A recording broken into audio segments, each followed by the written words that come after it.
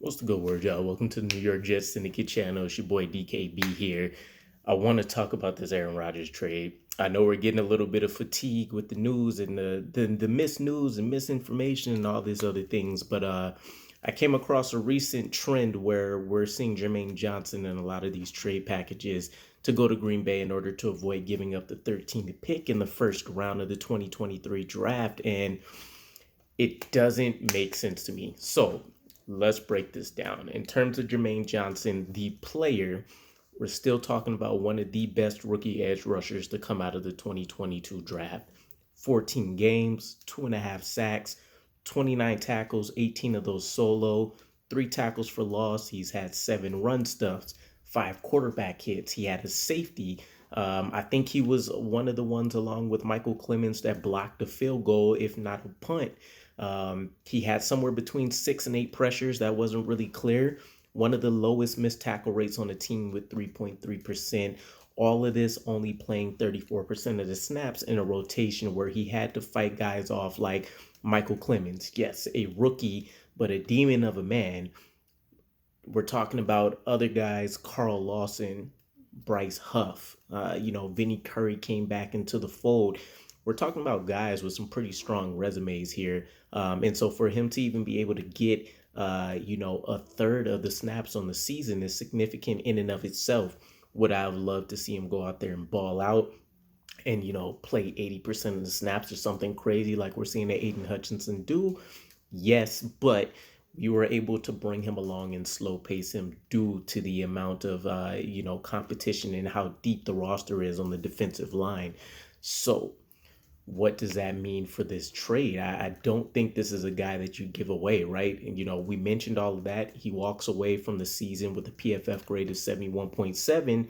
So only a handful of rookies that had a higher grade than him playing a position that he plays. And off the top of my head, from what I was able to check out, David Ojabo, Kayvon Thibodeau, Aiden Hutchinson, and then of course his own partner in crime, Michael Clemens, were the only guys I could really see with a higher grade. Now, PFF, for what it's worth, is not a stat that I generally like to go with, but it gives you somewhat of a baseline to kind of compare some of these things. And even if you want to go off of the statistics, I dare you to find a rookie that was as efficient with the amount of snaps that Jermaine Johnson received.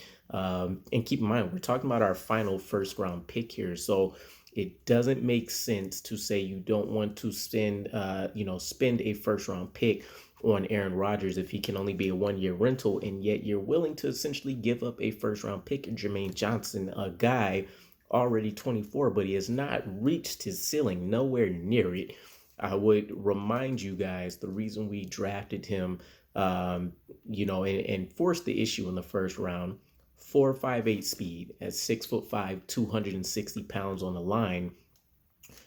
We went back to the draft day, and we enjoy our One Jets Drive content. We signed him to defend guys like Josh Allen, who was lethal with their legs, and we already seen this on display in his rookie season with the clutch sack that he was able to get of Josh Allen in our huge win over the Buffalo Bills. So if it's me and I'm Joe Douglas, I look at this trade and, I'm willing to package other players. Elijah Moore, I would love to see him in an offense with Aaron Rodgers, but I'd be willing to send him off. Same thing with the Denzel Mims. Not both, but one or the other. I'd be willing to send one of the tight ends that we, just did contract restructures for. I'd be willing to offer Corey Davis. There's defensive guys I might be willing to offer.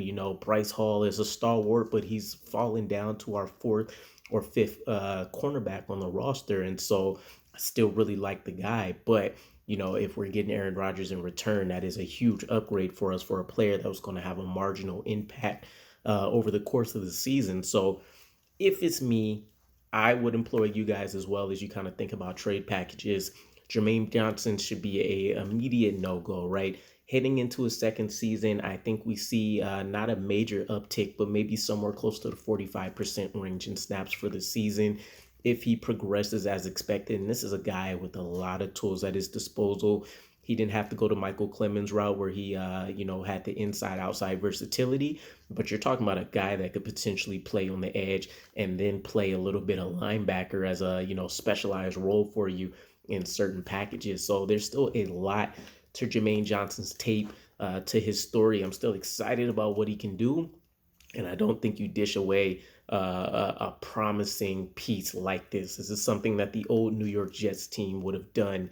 This new one under Joe Douglas and the management that we have, we've done a good job of trying to retain the talent, which is why we are in a place currently to really look at this team and say, we're a quarterback away from a plug and play playoff team. So, those are just some of my thoughts that came to mind as I seen this. Let me know where you guys are at with it. Jermaine Johnson as part of a trade to get Aaron Rodgers. You've heard my arguments. I am in the category of not offering that up, but let me know if you guys think it would be worth it to bring on the Hall of Famer that's Aaron Rodgers. I'll catch you guys again. Peace.